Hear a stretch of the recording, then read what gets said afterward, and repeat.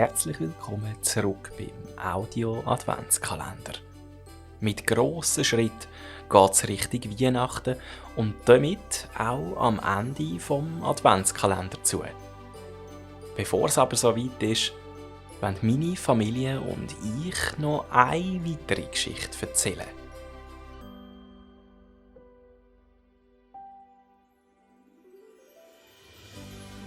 Was darf für dich an Weihnachten nicht fehlen? Gute Gesellschaft, feines Essen und ein paar Geschenke gehören für die meisten genauso dazu wie ein schön dekorierter Weihnachtsbaum. In denen steckt noch viel mehr als einfach viel klebriges Harz. Komm mit und los es dir an.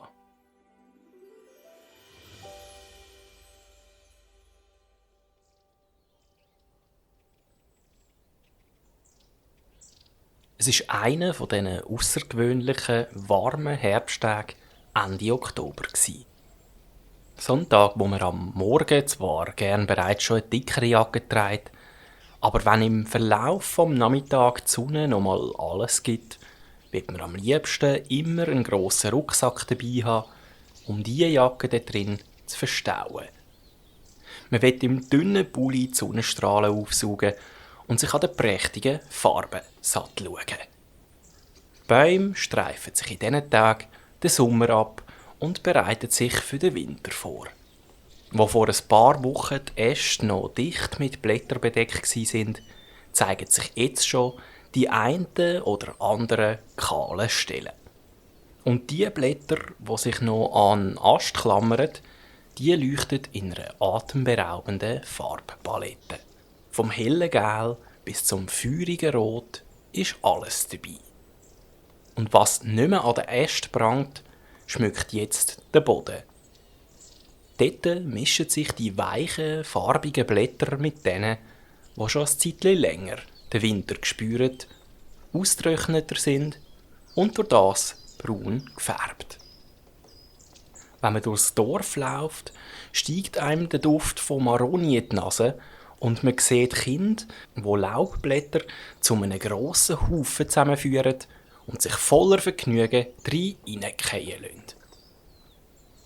Während die meisten Bäume sich auf eine Winterruhe einstellen, bricht bei anderen schon bald die wichtigste Zeit vom Jahr an. Für viele sogar das Highlight vom Leben. Anders als übrige Bäume tragen sie statt Blätter Nadeln. Die Tannenbäume. Ein bisschen ausserhalb vom Dorf reihen sich in der Nähe von einem Waldstück Hunderte von ihnen dicht aneinander. Die einen von ihnen sind noch ganz klein, ja fast noch eher Zweigli als Bäume. Die anderen hingegen schon mehrere Meter hoch. Gewisse sind bläulich, andere erstrahlen in sattem Grün und nochmal ein paar andere sind sogar ein bisschen rötlich. So unterschiedlich die Bäume sind, so eint sie doch ein gemeinsames Ziel. Einmal in ihrem Leben Teil von einem Weihnachtsfest sein, die besinnliche Zeit mit lieben Menschen zu verbringen und geschmückt und beleuchtet, jung und alt ein Strahlen ins Gesicht zu zaubern. So geht's auch der Tanja. Tanja ist eine Nordmannstanne und träumt schon seit klein auf davon, wie sie eines Tages Weihnachten mitten in einer schön dekorierten Stube verbringen wird. Aber seit ein paar Jahren zweifelt sie daran, ob sie jemals so weit wird kommen.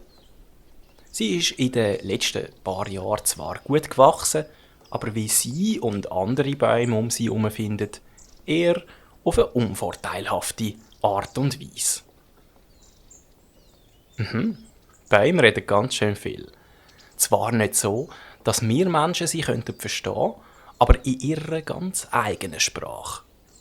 Und auch die Sprache von uns Menschen können sie bestens verstehen. Das ist auch einer der Gründe, wieso in der Tanja seit einem Zeitchen Zweifel gekommen sind, ob sie es überhaupt je zum Weihnachtsbaum schaffen wird. Die Tanne hat in der Mitte ja fast keinen Äste.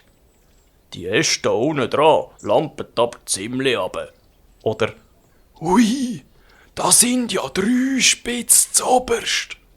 hat sie sich Jahr für Jahr müssen anhören. Und wenn sie das vor Weihnachten nicht von den Menschen gehört hat, dann aber ganz bestimmt vom Teddy. Der Teddy ist eine Blaufichte, wie sie im Bilderbuch steht.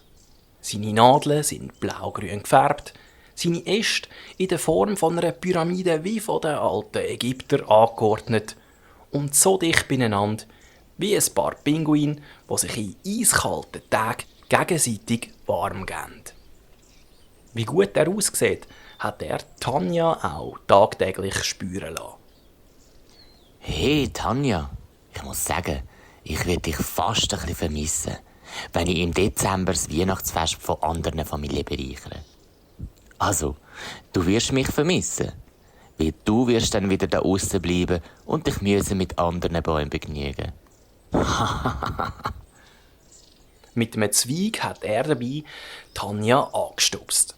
Was allgemein schon nicht so ein angenehmes Gefühl ist.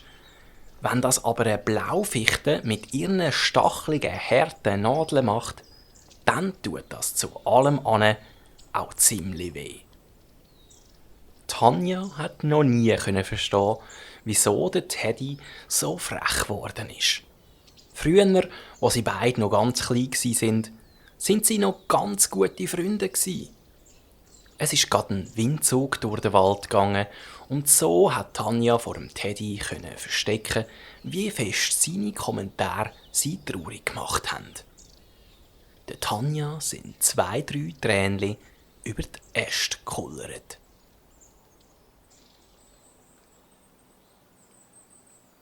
Ein paar Stunden später hat es eingedunkelt und Tanja hat einfach keine Ruhe gefunden. Was, wenn ich tatsächlich wieder von niemandem für Weihnachten ausgesucht werde? Bleibt das echt wirklich für immer ein Traum?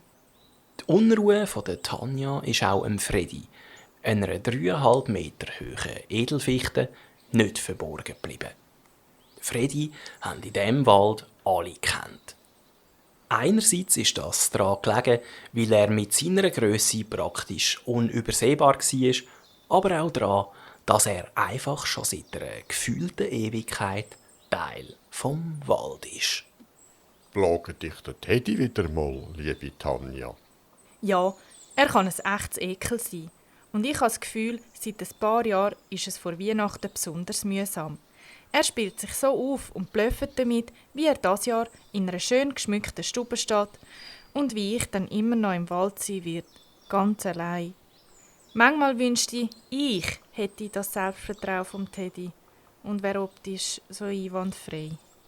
Der Freddy hat sich ein paar Laubblätter aus den Ästen geschüttelt und gesagt: Tanja, ich muss dir jetzt einmal etwas erzählen. Ich habe in dem Wald schon viel gesehen und schon viel gehört. Und ich muss dir sagen, der Teddy hat gar nicht so ein Selbstvertrauen, wie es auf den ersten Blick scheint. Er ist einfach sehr, sehr gut darin, seine Unsicherheit zu überspielen. Aber Zweifel hat er genau die gleichen wie du. Tanja war ganz erstaunt. Der Teddy ist unsicher. Wie kommst du auf das? Es ist schon ein paar Jahre her. Da hat der Teddy viel zu tun gehabt mit 2 weiteren Blaufichten, der Vicky und dem Jimmy. Sie sind durch dick und dünn gegangen mit dem Teddy. Die Vicky und der Jimmy sind aber schon ein paar Jahre älter als er und haben sich darum ihm gegenüber gern ein bisschen als Chefin und Chef aufgespielt. Sie haben sich über die Jahre wortwörtlich angestachelt und dem Teddy eingetrichtert, dass nur die optisch schönsten Bäume eine Chance haben, an Weihnachten im Kreis von lieben Menschen zu landen. Aber das ist doch so, dass nur die schönsten Bäume an ein Weihnachtsfest arbeiten. Hat Tanja den Freddy unterbrochen. Schönheit ist relativ. Sowohl wir Bäume, aber auch die Menschen haben untereinander ganz unterschiedliche Vorstellungen davon, was schön ist und was nicht.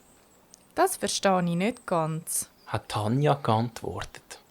Der Freddy hat grinset und gemeint: Der Teddy hat zum Beispiel ganz ordentlich dichte Äste. Aber wenn man die schmücken will, dann kann es ganz schön wehtun an den Finger. Du weisst ja selber, wie stachelig die Nadeln vom Teddy sind. Aber was hat das jetzt genau zu tun damit, dass der Teddy unsicher sein soll? Vor 4 Jahren sind Vicky und der Jimmy im gleichen Monat für Weihnachtsfeste ausgesucht worden. Bevor sie gegangen sind, haben sie dem Teddy mit auf den Weg gegeben, dass er sich darauf gefasst machen soll, im nächsten oder übernächsten Jahr auch so weit zu sein.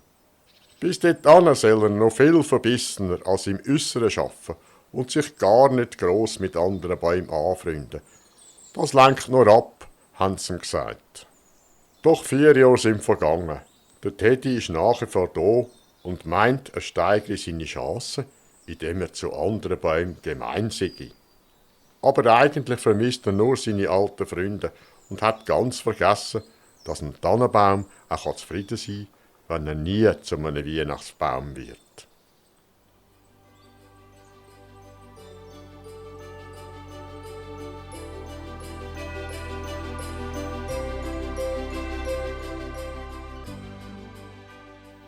Tanja war ganz verwundert. Schon seit sie ein kleines Zweigli war, hat sie sich immer wieder das Gleiche anhören. Dass der Zweck von einer Tanne ist, eines Tages zum Weihnachtsbaum zu werden.